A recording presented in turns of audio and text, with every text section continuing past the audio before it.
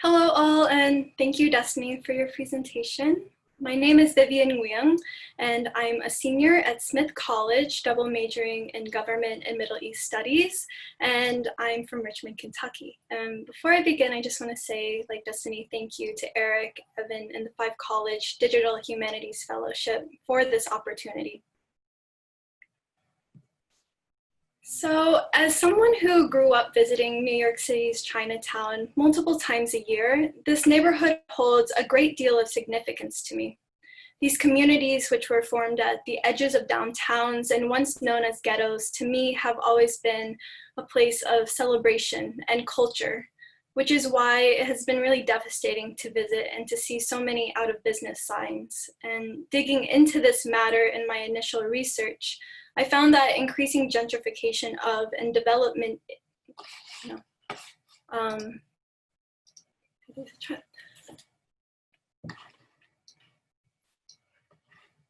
can you see my screen? Okay. Yes, I can see your screen. Okay, sorry about that. Okay, I forgot where it was, but yeah, digging into this matter, I found that increasing gentrification of and development in Chinatowns has displaced their Chinese and other Asian American populations. However, these systems of exclusion are not novel, and in fact, they are the product of other forms of exclusion.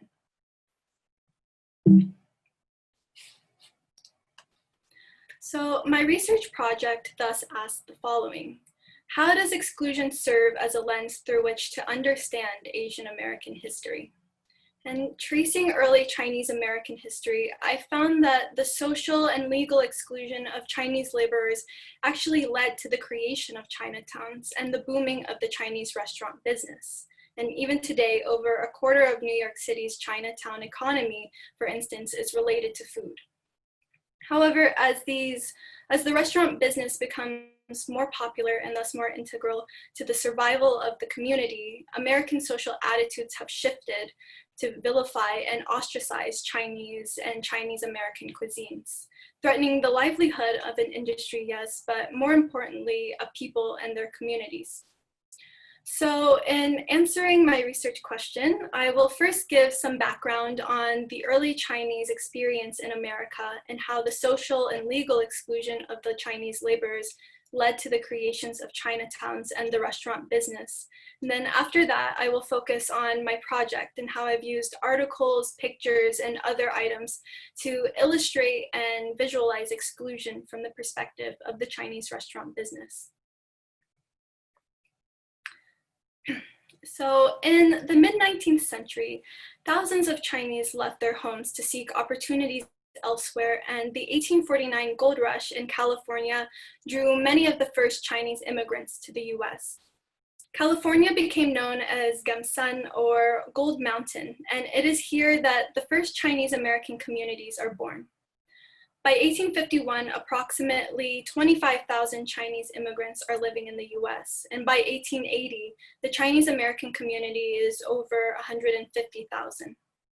And by the 50s and the 60s, the gold mining business is shrinking, and anti-Chinese sentiments and hostility from white miners are also heightening.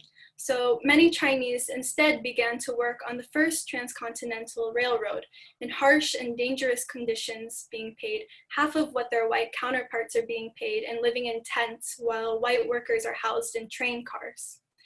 And during this time of the gold rush and the construction of the railroad, the first Chinatowns form across the West Coast.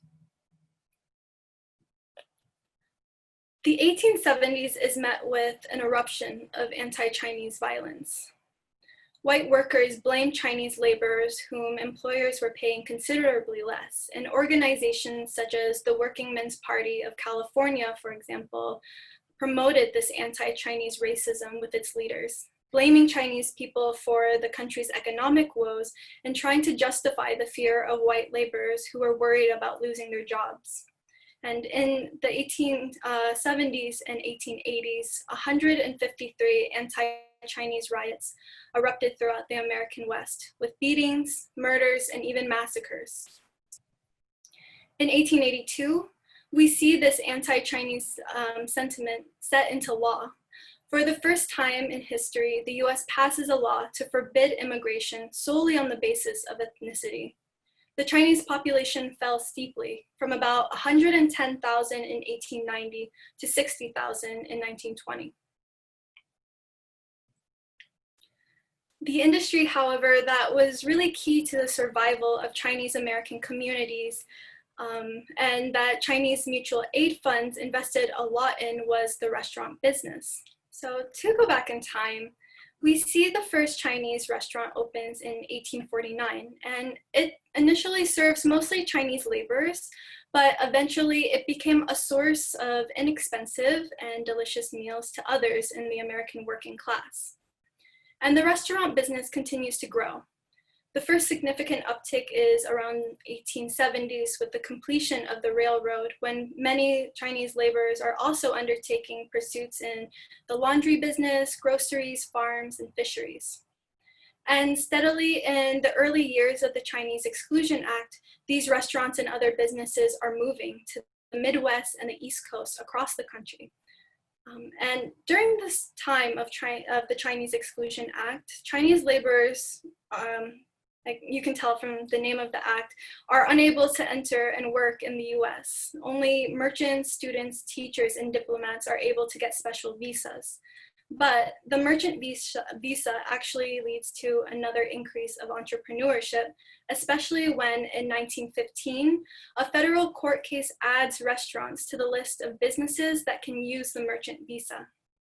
The number of Chinese restaurants in the US doubles from 1910 to 1920 and doubles once more in the following decade. And as of 2016, there are over 45,000 Chinese restaurants in the US. However, even though the Chinese restaurant has become a fixture across America, this is not to say that Chinese people, their culture, their food is now included or seen as being American. And how Americans consume food is extremely racialized, and the bias or racism Chinese people face also applies to food, and vice versa. And we see this by not just reading the history, but visualizing it. So I will show you some of the articles, pictures, and other items that I've compiled from my research to help illustrate and visualize this exclusion. So this is a 1902 pamphlet from the American Federation of Labor. And in the pamphlet, AFL President Samuel Gompers, writer Herman Gustad, and Maine Senator James Blaine argue that Chinese labor posed a threat to the white American working class. And in doing so, they invoke racist stereotypes about Chinese people and their diet as an argument for their exclusion. Chinese immigrants were called the scabs in the American labor force and deemed uncivilized, effeminate, intrinsically un-American because of their rice-based diet. Rat eating is another stereotype imposed on the Chinese and their diet. As early as 1853, we see the stereotype in a California newspaper article that said, if there is one class of nasty foreigners more ill-favored, unfortunate, and forlorn among us than another, it certainly must be the Chinese. Rats, lizards, mud terrapins, rank and indigestible shellfish, and such small deer have been and continue to be the food of the no ways particular celestial, where flour, beef, and bacon, and other fare suitable to the stomachs of white folk abound. It is not to be wondered at, therefore, that the habits of the Chinese in California should excite ineffable disgust and turn the stomachs of the stoutest Anglo-Saxon. And the rat-eating stereotype continued to prevail for over a century, and we still have remnants of this imagery today. Chinese restaurant syndrome. So in 1968, a then recent Chinese immigrant and doctor wrote a letter to the editors of the New England Journal of Medicine about the symptoms he experienced after eating in certain Chinese food restaurants, which he did not have when he was eating his own Chinese cooking or Chinese food back in China. Dr. Kwok considered a number of causes, with MSG being one of them, and the New England Journal of Medicine ran the letter with the title Chinese Restaurant Syndrome. And that phrase caught the attention of scientific studies and government officials across the country. For example, the New York City Health Department soon intervened by sending a letter demanding that MSG be used sparingly when preparing food to manufacturers and vendors of Chinese food. And this was only sent to like Chinese restaurants, even though this ingredient is sometimes naturally occurring and also present in other cuisines. And in 1993, Merriam-Webster adds Chinese restaurant syndrome to its dictionaries. These same racist tropes are still alive and kicking today. This is a video game called Dirty Chinese Restaurant, which was developed in 2017 by a Canadian mobile game developer. Users play as a person named Wong Fu, and points are scored by dumpster diving and chasing after dogs and cats in an alley with a cleaver. In addition to being able to set up the speed of the workers to sweatshop levels, players also evade taxes and immigration officials. So as you can imagine, my topic, which spans a large period of time and is a mixture of mediums, is really complex. And at many times it was hard to see through that noise.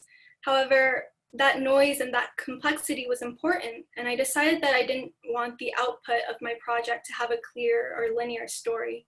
I wanted to give that power to my users and to allow them to make constellations and connections out of what I was presenting to them, which is why I decided to use my research present my research in an interactive website format using Omeka, which is a web platform used primarily by libraries, museums, archives, and scholarly collections. The website is very straightforward, and I want to highlight some of its main features. So items, whether it be an event, a song, or a court case, are organized into collections. And these items up now have been found through searching archives, Asian American history books, and journals. And items are carefully labeled, and they include information such as the author, the time period, subject, etc. And furthermore, they've been assigned certain tags, such as exclusion, food, immigration. So while these items are already organized into a collection, mostly by date and theme, users can also navigate items by a tag or for searching a specific subject. Additionally, items are assigned a real-world geographic location, and the website features a map displaying such. Users can view these items and search for items based on location. And the intention behind this is that in Asian American studies, there's a large focus on California and New York City, but Asian American history takes place across the country, and I hope that this tool will help highlight that diversity. And lastly, users have the option to contribute their own sources, stories, images, etc., which I hope will build upon compiled knowledge and also help shape future collections and make this a community resource in addition to being an academic resource. Well, the website is up and running per se. There's still a lot left to do. So in the short term, I hope to finish my ongoing projects. And as a long-term goal, I hope to continue working on this project, increasing the diversity of Asian American histories and hopefully gaining feedback, contributions, and interactions, possibly from Asian American organizations, student clubs, or classes. So in addition to finishing my collections dealing with early Chinese American history, I hope to undertake on my own time additional collections or mini projects that will continue to understand Asian positionality within America during the present times, such as the Cajun cuisine, Asian immigration in the US South, boba chai and ramen becoming an American staple, and Mott Street, the intergenerational businesses of Chinatown. I don't know if they'll all be food related in the future, but these are some of the topics that I'm interested in and have done some preliminary research on. I hope by now the meaning behind my title, Bulls in a China Shop, the Asian American Struggle for Place, is clearer. I was inspired by a well-known idiom in the English language, like a bull in a china shop, because in many ways, The bull describes what it meant and what it means to be a person of color in America, and specifically in the context of my larger project, Asian in America. But as I've learned through my project, while we continue to struggle for place and belonging in American life, whether that be a physical or a social struggle, the stories that I've presented to you today also reflect resilience, ingenuity, and determination. A bull in a china shop is disruptive and out of place, but it's also bold and brave and different for its own good. Thank you.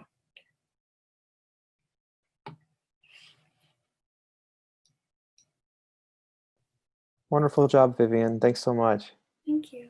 If anyone has questions, please feel free to type them in. Isaiah says bravo. Allison says beautiful job. Hafsa writes in a question saying, great project, Vivian. Reflecting on your work so far, why do you believe the digital aspect of your project is important? So, to be frank, many people don't learn about Asian American history, and the racism and discrimination and exclusion that we face in several respects is invisible to most people. So I wanted to take these abstract and theoretical concepts and let people see it and interact with it and experience it for themselves.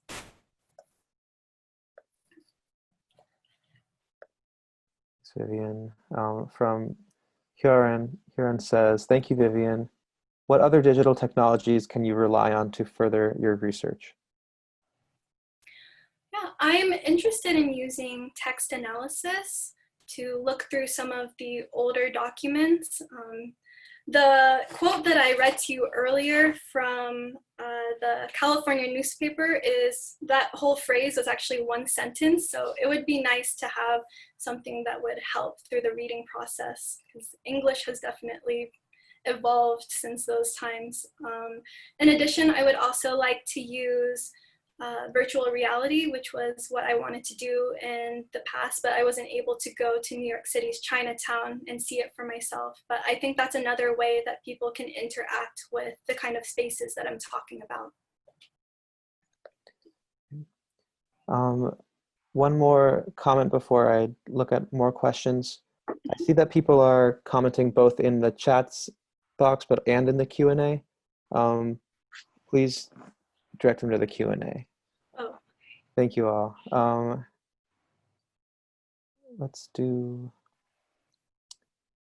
here's a question. 1 second.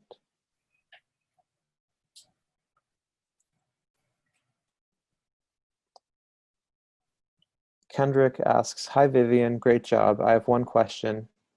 Why did you choose food as a vantage point through which to understand the Asian American and Chinatown experience? I don't want to speak for all Asian Americans, but for me as a Vietnamese American, food is really important to how I understand my culture, how I celebrate and feel close to my family and my ancestors, and how people also understand me as a Vietnamese person and understand my heritage. So, and I don't think that this is unlike many people. I feel safe saying that the majority of people like food. So I wanted to take this, take something that is understandable to everyone and show them a different way to understand it. See the politics, the history, and the economics behind it. And I also think that it helps to understand the duality of how people often see Asian and Asian American cultures, something beautiful and enjoyable, yet feared or accepted, but also a perpetual foreigner.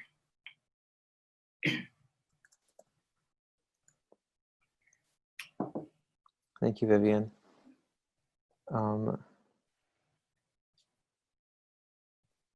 Another question from Cynthia. Do you think the Asian American community, specifically your age, is making an honest effort to make a change? Or do you think we are becoming complacent with what we see, as in the adversity we face today? I am a proud member of the Vietnamese Students Association at Smith, also a member of Pan Asians in Action.